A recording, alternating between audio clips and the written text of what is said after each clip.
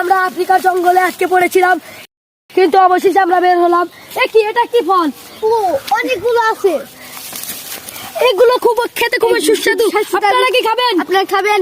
সেই স্বাদ। আপনাদের কিন্তু দেবো না, বুঝছেন? কত সুন্দর একটা ফল।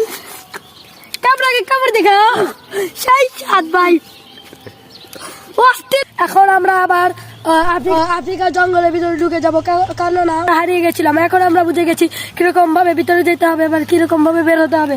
এই যে এই খাবারগুলো যদি কখনো আমাদের ক্ষুধা লাগে তাহলে আমরা খেয়ে নেবো। এগুলো আমরা পকেটে নিয়ে যাব, দেখি আরো কোথাও আছে নাকি, আমরা এগুলো খুঁজে নিই। এখন এই যে আর একটা পেয়েছি, এই যে পাতমান, আপনি দেন।